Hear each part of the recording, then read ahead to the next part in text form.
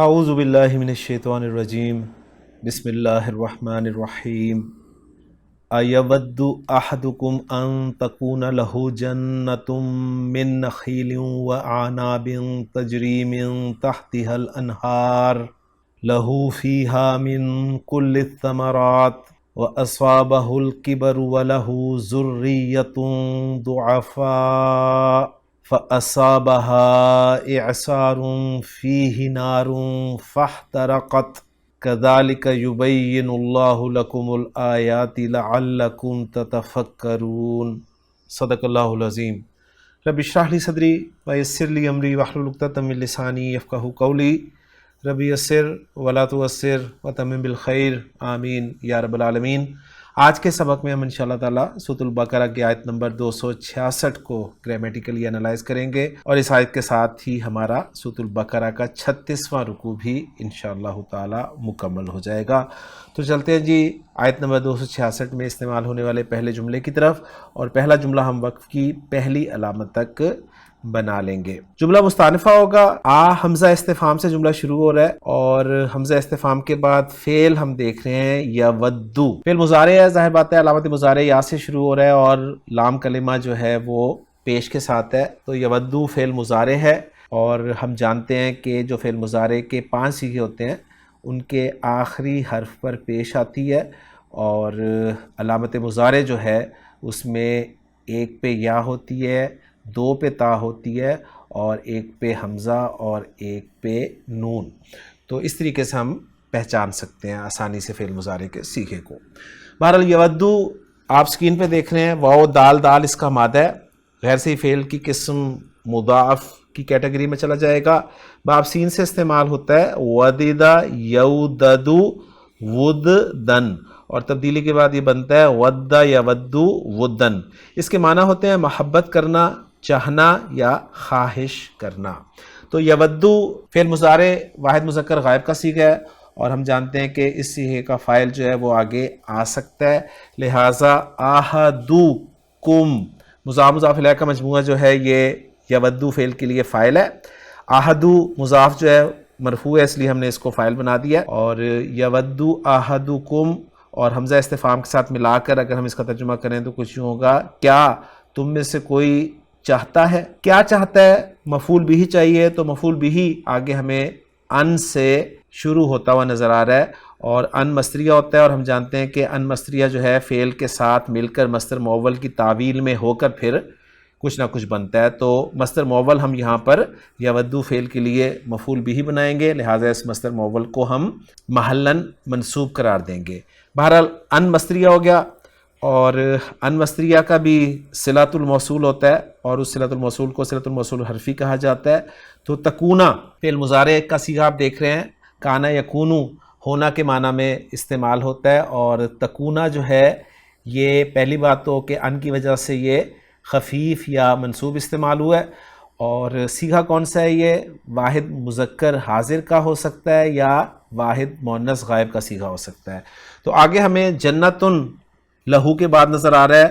جو کہ تکونا کے لیے فاعل بن جائے گا، لہٰذا رزلٹ یہ نکلا کہ تکونا جو ہے واحد مؤنث غائب کا صیغہ ہے، لہو جار مجرور کا مجموعہ ہے۔ کانا یکونو کا جب بھی کوئی صیغہ آتا ہے تو اس کا ایک اسم ہوتا ہے اور ایک خبر ہوتی ہے۔ تو جنتن جس کو ہم نے فاعل کہا تھا تکونا فعل کے لیے، وہ فاعل نہیں ہوگا بلکہ تکونا کے لیے اسم قرار دیا جائے گا، اور یہ جو لہو ہے جار مجرور یہ تکونا فعل ناقص کے لیے خبر مقدم قرار دے دیا جائے گا، اور پھر یوں تکونا فعل ناقص اپنے اسم مؤخر اور خبر مقدم سے مل کر صلۃ الموصول حرفی بن جائے گا ان مصدریہ کے لیے، اور ان مصدریہ اپنے صلۃ الموصول حرفی کے ساتھ مل کر مصدر معول ہو کر محلاً منصوب مفعول بھی قرار دیا جائے گا یودو فعل کے لیے۔ اور اگر ہم یہاں تک ترجمہ کرنا چاہیں تو کچھ یوں بنے گا، کیا چاہتا ہے تم میں سے کوئی کہ ہو اس کا ایک باغ۔ اس کے بعد آگے جو ہے وہ جملہ چل رہا ہے، جنتن کے بعد من نخیلن آپ دیکھ رہے ہیں، اور جنتن نکرہ ہے، اور نکرہ کے بعد جار مجرور آ جائے تو ہم جانتے ہیں کہ وہ جار مجرور اس نکرہ کے لیے عام طور پہ صفت بنتا ہے، لہٰذا یہاں پر من نخیل جو ہے جار مجرور سے مل کر، لیکن نخیل کے بعد واو عاطفہ ہے اور اس کے بعد ہے آنابن، تو گویا نخیلین کو ہم معطوف علیہ قرار دیں گے، واو عاطفہ ہو جائے گا، آنابن جو ہے یہ معطوف ہو جائے گا، معطوف علیہ اپنے معطوف سے مل کر یہ مجرور ہو جائے گا من حرف جر کے لیے، اور من حرف جر اپنے مجرور سے مل کر یہ صفت بن جائے گا جنت ان کے لیے۔ اور نخیل کسے کہتے ہیں اور آناب کسے کہتے ہیں تو اسکرین پہ آپ دیکھ لیں۔ نخل اسم جنس ہے جس کا واحد جو ہے نخلتن اور جمع نخیل کھجور کا درخت، خان صاحب نے انفارمیشن ہمیں دی ہے، اور آناب جو ہے یہ انگوروں کے لیے استعمال ہوتا ہے۔ تو گویا اس باغ کی ایک صفت یہ ہے کہ وہ کھجوروں اور انگوروں کا ہے، اور اس کے بعد پھر دوسری صفت ہم بنائیں گے تجری من تحتها الانہار کی صورت میں۔ تو تجری جیم را یا مادہ بہت دفعہ ہم کر چکے ہیں، جرا یجری باب ضرب یضربو سے استعمال ہوتا ہے، جاری ہونا، رواں ہونا، بہنا کے معنی میں استعمال ہوتا ہے۔ واحد مؤنث غائب کا یہ صیغہ ہے، اور اس کا فاعل جو ہے الانہارو آپ آگے مرفوع فارم میں دیکھ رہے ہیں۔ اس سے پہلے من تحتی ہا بھی ہے جو کہ جار مجرور کا مجموعہ ہے، جس میں من حرف جر ہے، اور تحتی ہا جو ہے یہ ظرف اور مضاف الیہ کا مجموعہ ہے۔ ظرف اپنے مضاف الیہ سے مل کر مجرور ہو جائے گا من حرف جر کے لیے، اور من حرف جر اپنے مجرور کے ساتھ مل کر متعلق ہو جائے گا تجری فعل کے، اور پھر تجری فعل اپنے فاعل الانہار اور متعلق من تحتی ہا سے مل کر جملہ فعلیہ خبریہ ہو کر محلاً مرفوع صفت بن جائے گا جنت ان کے لیے، اور پھر جنت ان موصوف اپنی دونوں صفات سے مل کر یہ تکونا کے لیے اسم ہو جائے گا، اور باقی انالیسس ہم الحمدللہ کر چکے ہیں۔ اور تجری من تحتی الانہار کا ترجمہ ہمیں آتا ہے کہ جس کے نیچے سے نہریں بہتی ہوں گی، اور یہ جو تحتی ہا میں ہا کی ضمیر ہے یہ جنہ کی طرف لوٹ رہی ہے۔ اس کے بعد اگلا جملہ جو ہے ہم وقف کی دوسری علامت تک بنا لیں گے،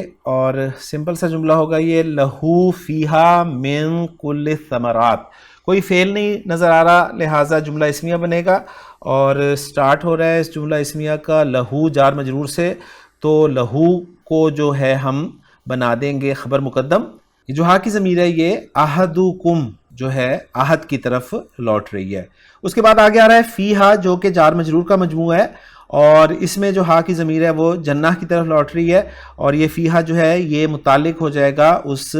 خبر مقدم کے۔ اصل میں تو لہو بھی ایک محذوف خبر کے متعلق ہی ہوگا، تو یہ فیہا جو ہے یہ بھی اسی کے متعلق ہو جائے گا۔ اس کے بعد آگے آ رہا ہے من کل ثمرات۔ من کل ثمرات کو اگر ہم انالائز کریں تو من حرف جر ہے جس کا مجرور کل اسم ہے، اور کل مضاف ہو کر آتا ہے، لہٰذا کل مضاف کا مضاف الیہ جو ہے وہ الثمرات ہے۔ گویا مضاف مضاف الیہ سے مل کر یہ مجرور ہو گیا من حرف جر کے لیے، اور من حرف جر اپنے مجرور سے مل کر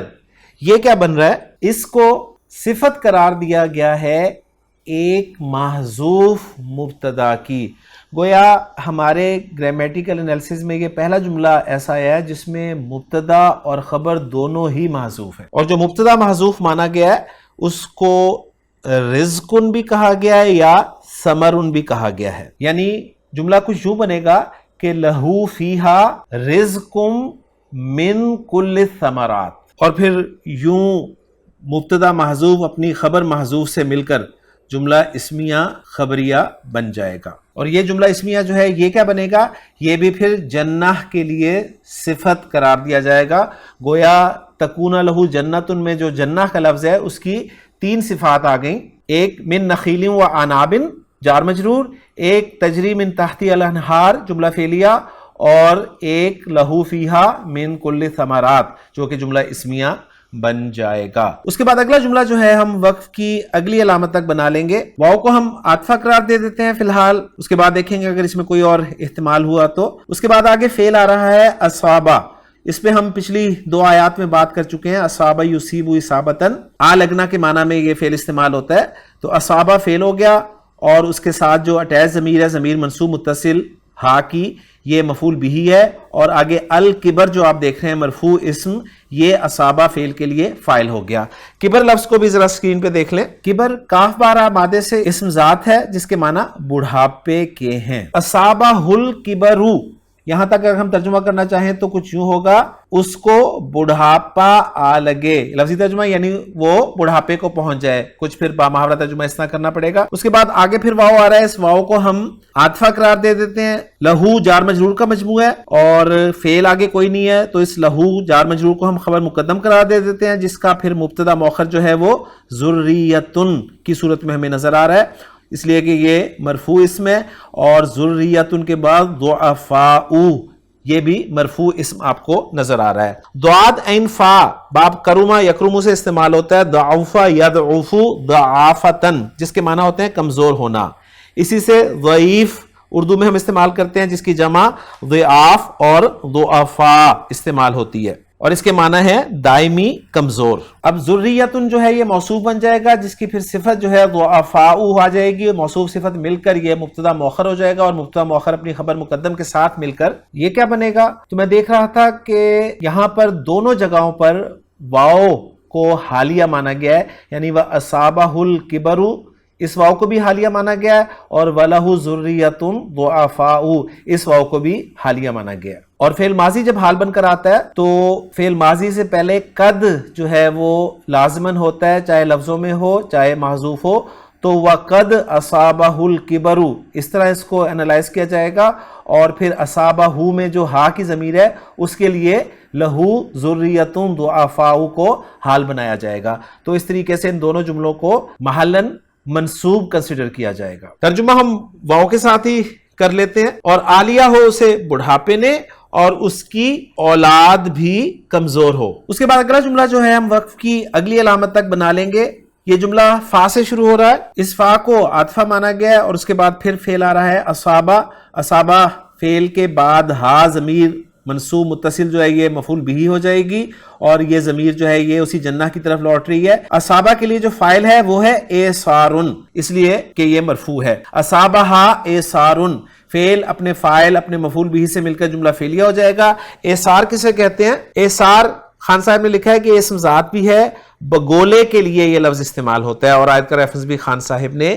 یہی دیا ہے۔ ایسارن کے بعد فیہ نارن ایک جملہ ہمیں نظر آ رہا ہے، اس کو ہم الگ سے انالائز کریں گے، جس میں فیہ جو ہے وہ جار مجرور مل کر خبر مقدم ہو جائے گا، جس کا مبتدا مؤخر جو ہے وہ نارن کی صورت میں ہوگا۔ فیہ نارن مبتدا مؤخر اپنی خبر مقدم سے مل کر جملہ اسمیہ خبریہ ہو کر ایسارن کے لیے صفت بن جائے گا، اس لیے کہ نکرہ کے بعد جملہ آ رہا ہے۔ اس کے بعد فا عاطفہ قرار دیا جائے گا، اور پھر آگے فعل ہمیں نظر آ رہا ہے جو کہ ہے احترقت۔ احترقت فعل ماضی کا صیغہ ہے اور واحد مؤنث غائب کا صیغہ ہے، لہٰذا ہیا ضمیر مرفوع متصل اس کا فاعل قرار دیا جائے گا۔ ہیا ضمیر مرفوع متصل جو ہے احترقت میں یہ لوٹ رہی ہے باغ کی طرف۔ اس فعل کو ذرا سکرین پہ دیکھ لیں، باب افتعال سے یہ استعمال ہوا ہے، ہا را قاف اس کا مادہ ہے، احترقا یحترقو احتراقن، جس کے معنی ہوتے ہیں اہتمام سے جلنا یعنی بھسم ہو جانا، اور آیت کا ریفرنس بھی خان صاحب نے یہی دیا ہے۔ احترقت فعل اپنے فاعل سے مل کے جملہ فعلیہ